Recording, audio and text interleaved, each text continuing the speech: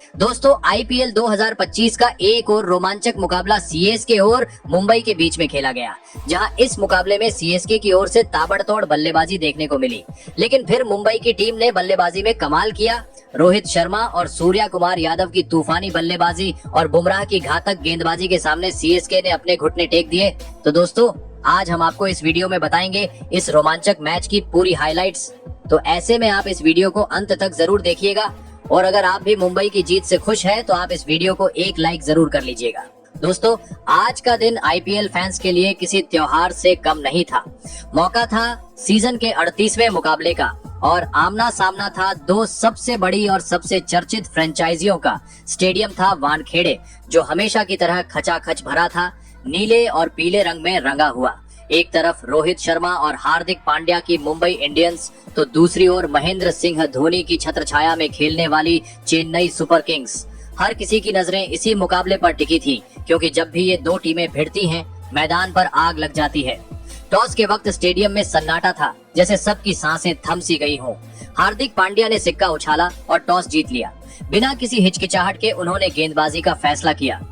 चेन्नई की ओर से ओपनिंग की जिम्मेदारी संभाली दो युवा लेकिन आक्रामक बल्लेबाजों ने, शेख राशिद और रचिन रविंद्र। मुंबई इंडियंस के लिए पहला ओवर लेकर आए स्विंग के सुल्तान दीपक चाहर की पहली ही गेंद ऑफ स्टंप के बाहर हल्की स्विंग के साथ बल्लेबाज को छकाने वाली थी। उन्होंने पूरे ओवर में बेहतरीन नियंत्रण दिखाया और सिर्फ 4 रन दिए।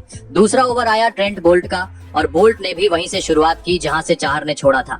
अंदर आती गेंदें, सीएम मूवमेंट और बल्लेबाजों को रन लेने का कोई मौका नहीं। चेन्नई की पारी का टेम्पो बिल्कुल दबा हुआ था। तीसरे ओवर में शेख राशिद ने दीपक चाहर की एक ओवर पिच डिलीवरी को कवर ड्राइव से बाउंड्री के बाहर भेजा और कुछ राहत की सांस ली, लेकिन इसके बावजूद पावर प्ले के पहले 3 ओवरों के बाद स्कोरबोर्ड पर सिर्फ 16 रन दर्ज थे। चेन्नई की ओर से ये एक धीमी शुरुआत थी। चौथा ओवर लेकर आए युवा तेज गेंदबाज अश्विनी कुमार और इस ओवर में मैच का पहला बड़ा मोड़ आया। पहली ही गेंद पर उन्होंने रचिन रविंद्र को फुल लेंथ गेंद पर ड्राइव के लिए मजबूर किया और रियान रिकल्टन ने कवर में शानदार डाइव लगाकर बेहतरीन कैच लपक लिया। रचिन सिर्फ 5 रन बनाकर लौटे। मुंबई के खिलाड़ियों ने जैसे पूरे स्टेडियम में बिजली गिरा दी हो। नंबर 3 पर बल्लेबाजी करने आए युवा बल्लेबाज आयुष महात्रे। उन्होंने आते ही अपना इरादा साफ कर दिया। पहली ही गेंद पर उन्होंने फ्रंट फुट पर आकर डीप मिड विकेट के ऊपर से गगनचुंबी छक्का जड़ दिया। इसके बाद अगली गेंद पर स्क्वायर कट के जरिए चौका, फिर एक और तगड़ा पुल शॉट। लगातार 3 गेंदों में 14 रन। अश्विनी कुमार, जो पिछले ओवर में हीरो बने थे, अचानक दबाव में आ गए। छठा ओवर सौंपा गया मिचेल सेंटनर को। स्पिन की चालाकी के साथ सेंटनर ने गेंदों की गति और फ्लाइट में शानदार विविधता दिखाई। उन्होंने आयुष और शेख दोनों को बाउंड्री से दूर रखा। इस ओवर से सिर्फ 4 रन आए। पावर प्ले के 6 ओवर पूरे हुए और चेन्नई का स्कोर हुआ 48 रन पर 1 विकेट। 7वें ओवर में गेंदबाजी करने आए दीपक चाहर और इस ओवर ने चेन्नई की उम्मीदों को फिर झटका दिया। पहले 2 गेंदों पर आयुष ने शानदार बैक टू बैक चौके लगाए, वो पूरे रंग में थे, लेकिन तीसरी गेंद पर चाहर ने ऑफ स्टंप के बाहर एक स्लोअर बाउंसर डाली। आयुष ने इसे कट करने की कोशिश की, लेकिन टाइमिंग मिस हो गई। गेंद हवा में और कवर पॉइंट पर खड़े मिचेल सेंटनर ने आराम से कैच लपक लिया। आयुष महात्रे ने 15 गेंदों में 32 रन बनाए। एक शानदार पारी जो चेन्नई के पावर प्ले को बचा सकती थी, लेकिन ज्यादा देर टिक न सकी। महात्रे के आउट होने के बाद चेन्नई ने अपने अनुभवी ऑलराउंडर रविंद्र जडेजा को नंबर 4 पर प्रमोट किया। टीम का इरादा साफ था, अब क्रीज पर स्थिरता भी चाहिए और बड़े शॉट्स भी। जडेजा आते ही रन बनाने में जुट गए। सिंगल डबल से शुरुआत की और स्ट्राइक रोटेट की। 8 ओवर की समाप्ति तक चेन्नई का स्कोर था 63 रन 2 विकेट के नुकसान पर। मुंबई की गेंदबाजी बेहद सटीक रही। खासकर दीपक चाहर और बोल्ट की शुरुआती स्विंग ने रन बनाने की हर कोशिश को दबाया। चेन्नई सुपर किंग्स की पारी धीरे धीरे आगे बढ़ रही थी, लेकिन मुंबई इंडियंस की कसी हुई गेंदबाजी के सामने रन निकलना आसान नहीं था। पावर प्ले के बाद जैसे ही खेल मिडल ओवर्स में दाखिल हुआ, वैसे ही मुंबई ने एक और बड़ा झटका दे दिया और ये झटका आया मिचेल सेंटनर की चालाकी से। सेंटनर ने ओवर की शुरुआत बड़े ही चतुर अंदाज में की। उनकी गेंदों में न रफ्तार थी न ज्यादा बाउंस, लेकिन गजब की फ्लाइट और टर्न ने शेख राशिद को उलझा दिया। राशिद ने आगे बढ़कर बड़ा शॉट खेलने की कोशिश की, लेकिन गेंद उनके बल्ले को चकमा देकर सीधा विकेट कीपर रियान रिकल्टन के पास पहुंच गई और रिकल्टन ने मौका नहीं गंवाया। बिजली जैसी फुर्ती से गिल्लियां उड़ा दी। शेख राशिद 20 गेंदों में 19 रन बनाकर पवेलियन लौट गए। वानखेड़े में मौजूद मुंबई फैंस खुशी से झूम उठे। अब चेन्नई की पारी पर दबाव और भी बढ़ गया। नए बल्लेबाज शिवम दुबे क्रीज पर आए, लेकिन सामने थे जसप्रीत बुमराह यानी डेथ ओवर्स के बादशाह, जो मिड ओवर्स में भी कहर बरपाने का माद्दा रखते हैं। बुमराह ने अपनी सटीक यॉर्कर और धीमी गेंदों से सिर्फ 3 रन ही खर्च किए और बल्लेबाजों को हाथ खोलने का एक भी मौका नहीं दिया। इसके बाद गेंद सौंपी गई पार्ट टाइमर विल जैक्स को, लेकिन जैक्स ने भी उम्मीद से कहीं बेहतर गेंदबाजी की। उन्होंने सिंगल डबल से ही काम चलाया और सिर्फ 4 रन ही दिए। 10 ओवर पूरे होने पर चेन्नई का स्कोर महज 70 रन था, यानी 7 की औसत से भी कम। मुंबई की रणनीति काम कर रही थी और चेन्नई का दबाव बढ़ता ही जा रहा था। अब क्रीज पर थे रविंद्र जडेजा और शिवम दुबे, 2 ऐसे बल्लेबाज जो अगर जम जाएं तो मैच का रुख पलट सकते हैं। दोनों ने पहले रन रोटेट किए, फिर धीरे धीरे बाउंड्री भी निकालनी शुरू कर दी। 11वां, 12वां और 13वां ओवर संभल कर निकाले गए, लेकिन रणगति को फिर से उठाया गया 14वें ओवर में। इस ओवर की कमान खुद कप्तान हार्दिक पांड्या ने संभाली। पहली 2 गेंदों पर जडेजा ने सिंगल लिया, लेकिन चौथी गेंद पर शिवम दुबे ने बल्ला घुमाया और गेंद सीधा लॉन्ग ऑन के ऊपर से स्टैंड में जाकर गिरी। शानदार छक्का। इसी छक्के के साथ चेन्नई का स्कोर 100 के पार पहुंच गया और मैदान में मौजूद पीली जर्सी वाले फैंस ने राहत की सांस ली। अब तक शांत दिख रहे दुबे ने जैसे तय कर लिया था कि अब वक्त है रफ्तार पकड़ने का। 15वां ओवर आया ट्रेंट बोल्ट लेकर, मुंबई के अनुभवी और खतरनाक गेंदबाज, लेकिन दुबे ने उनके खिलाफ मोर्चा खोल दिया। एक गेंद को पॉइंट के ऊपर से चौका और अगली गेंद को मिड विकेट के ऊपर से गगनचुंबी छक्का। क्या जबरदस्त टाइमिंग थी। इस ओवर के साथ ही दुबे और जडेजा के बीच 50 रन की साझेदारी भी पूरी हो गई। चेन्नई की पारी अब पटरी पर लौटती दिख रही थी। 15 ओवर पूरे होने तक स्कोर था 118 रन 3 विकेट के नुकसान पर, यानी अब टीम अच्छी स्थिति में पहुंचने की तरफ बढ़ रही थी। पारी के 15 ओवर पूरे होने के बाद चेन्नई सुपर किंग्स का स्कोर 118 रन पर था, लेकिन अब वक्त था अंतिम 5 ओवरों का, यानी वो मोड़ जहां मैच का चेहरा बदल सकता था। और फिर शुरू हुआ एक विस्फोटक मोड़ जब 16वां ओवर लेकर आए अश्विनी कुमार। अश्विनी कुमार की पहली ही गेंद पर रविंद्र जडेजा ने लॉन्ग ऑन पर जोरदार छक्का जड़ दिया। इसके बाद उन्होंने एक बेहतरीन चौका भी लगाया, लेकिन असली आतिशबाजी की जिम्मेदारी संभाली शिवम दुबे ने।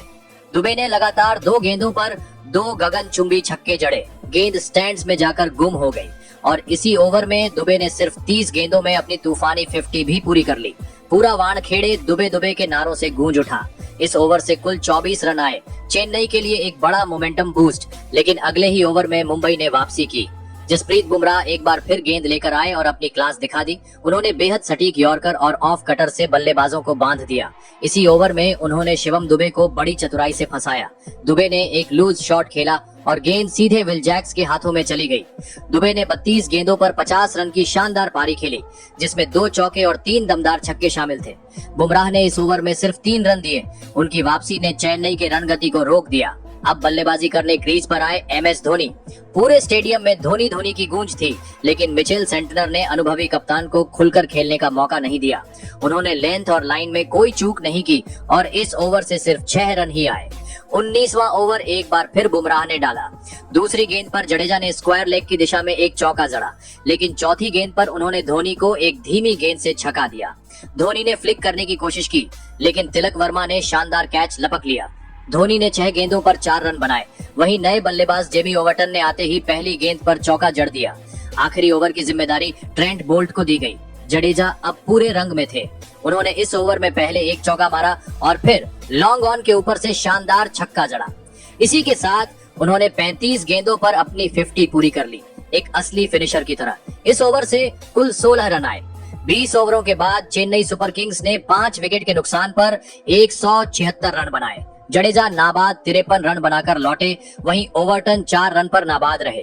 मुंबई की ओर से सबसे सफल गेंदबाज रहे जसप्रीत बुमराह, जिन्होंने सिर्फ 21 रन देकर 2 wicket चटकाए। Deepak Chahar, Mitchell Santner और अश्विनी कुमार को एक एक सफलता मिली। 176 रनों का लक्ष्य कोई आसान नहीं था, लेकिन जब मैदान वानखेड़े हो और सामने हो रोहित शर्मा जैसे बल्लेबाज तो कुछ भी मुमकिन है। जैसे ही दूसरी पारी की शुरुआत हुई, मुंबई इंडियंस के सलामी बल्लेबाज रियान रिकल्टन और कप्तान रोहित शर्मा पूरे आत्मविश्वास के साथ मैदान में उतरे। सामने थी IPL की सबसे सफल टीमों में से एक चेन्नई सुपर किंग्स, लेकिन आज मुंबई का मिजाज कुछ और ही था। चेन्नई के लिए पहला ओवर खलील अहमद लेकर आए। बाएं हाथ के इस तेज गेंदबाज के सामने थे रियान रिकल्टन, जो अपनी टाइमिंग और क्लीन स्ट्राइकिंग के लिए जाने जाते हैं। रिकल्टन ने बिल्कुल भी समय बर्बाद नहीं किया। उन्होंने पहली ही झलक में दिखा दिया कि आज वो किस मूड में आए हैं। पहले ओवर में ही उन्होंने 2 शानदार चौके जड़ दिए, एक कवर ड्राइव जो बिल्कुल सर्जिकल थी और दूसरा बैकफुट पंच जो सीधे बाउंड्री लाइन पार कर गया। खलील को पहले ही ओवर में समझ आ गया कि आज रिकल्टन को छेड़ना खतरनाक साबित हो सकता है। दूसरा ओवर जेमी ओवर्टन लेकर आए, जो चेन्नई की गेंदबाजी में गति और उछाल का प्रमुख स्रोत माने जाते हैं। लेकिन इस ओवर में मुंबई के हिटमैन रोहित शर्मा ने ओवर्टन का स्वागत अपने ही स्टाइल में किया। उन्होंने एक जबरदस्त पुल शॉट खेलते हुए गेंद को स्टैंड्स में भेज दिया, गगनचुंबी छक्का जो दर्शकों को सीट से खड़ा कर गया। पूरा वानखेड़े गूंज उठा और संकेत साफ था, रोहित आज बड़े स्कोर के मूड में है। तीसरा ओवर एक बार फिर से खलील को दिया गया, लेकिन इस बार उनकी टक्कर सीधे रोहित शर्मा से थी।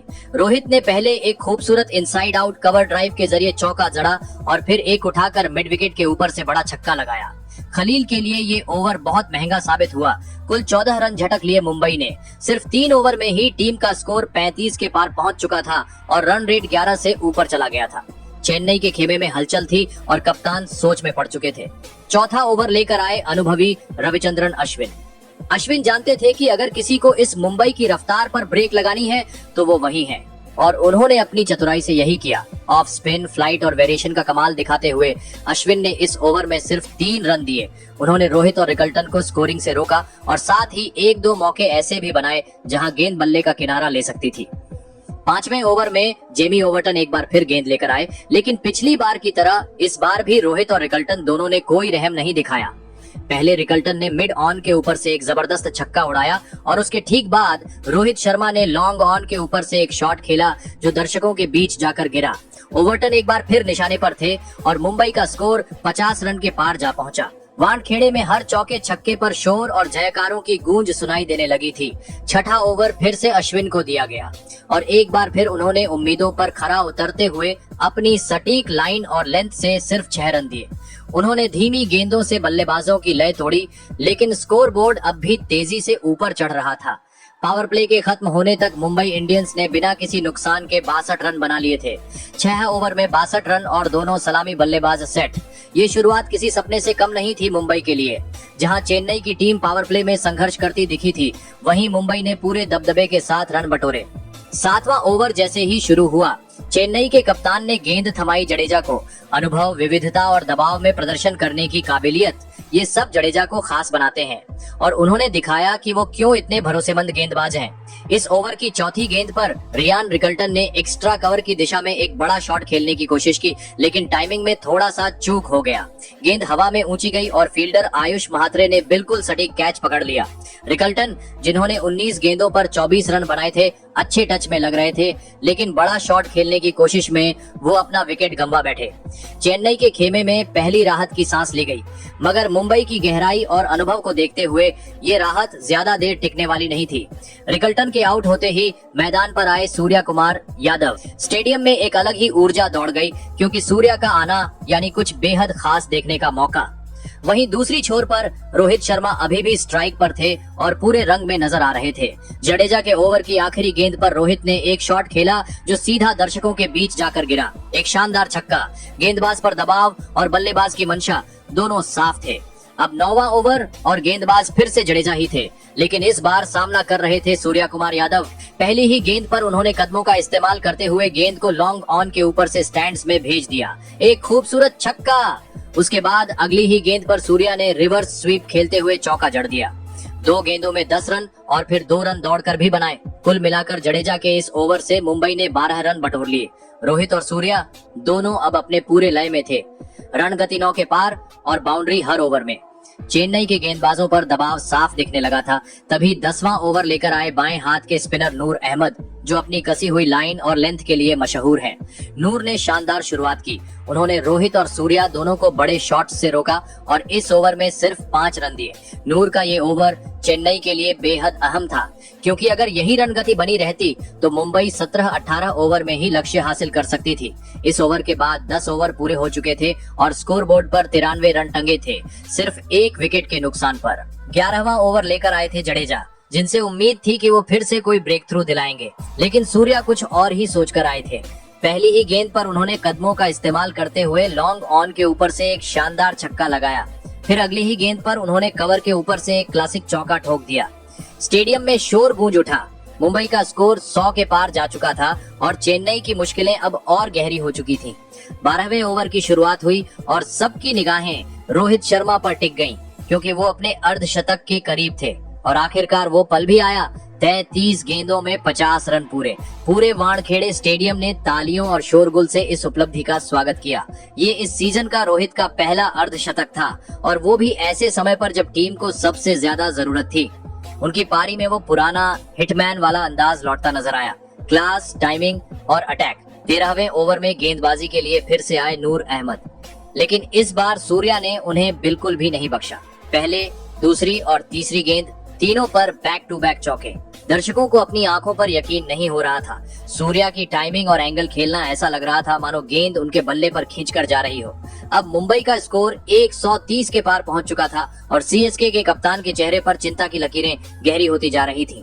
रोहित और सूर्या की ये जोड़ी अब चेन्नई के लिए एक बुरे सपने जैसी लग रही थी। 14 ओवर तक आते आते इन दोनों के बीच अर्धशतकीय साझेदारी पूरी हो चुकी थी और सूर्या अब अपने 50 रन की ओर बहुत तेजी से बढ़ रहे थे। चेन्नई ने हर गेंदबाज को आजमाया, लेकिन कोई भी असर नहीं छोड़ पाया। 15वां ओवर फिर से नूर अहमद को दिया गया, लेकिन शायद ये उनकी आखिरी कोशिश साबित हुई। पहली ही गेंद पर सूर्या ने एक शानदार छक्का लगाया, सीधा स्क्वायर लेग के ऊपर से। फिर अगली ही गेंद पर उन्होंने एक और चौका ठोका और यहीं पर उनका अर्धशतक भी पूरा हुआ, सिर्फ 27 गेंदों में। दूसरी ओर रोहित ने भी इस ओवर में एक खूबसूरत चौका लगाया और मुंबई का स्कोर अब 150 रन के पार पहुंच चुका था। अब बारी थी 16वें ओवर की, यानी क्लोजिंग ओवर।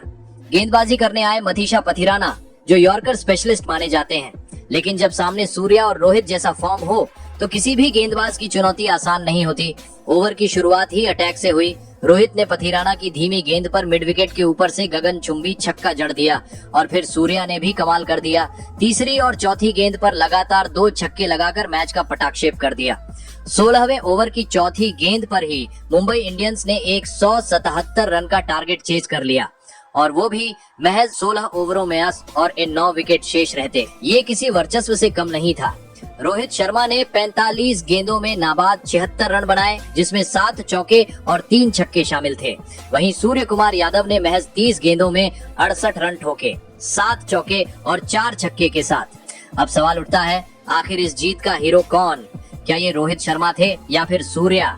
और वहीं सीएसके की हार की सबसे बड़ी वजह क्या थी? क्या उनके गेंदबाजों की रणनीति कमजोर थी या फिर बल्लेबाजों ने 15 से 20 रन कम बनाए? तो दोस्तों, आपकी नजर में इस मैच का टर्निंग पॉइंट क्या था और मुंबई की इस ऐतिहासिक जीत का असली सितारा कौन?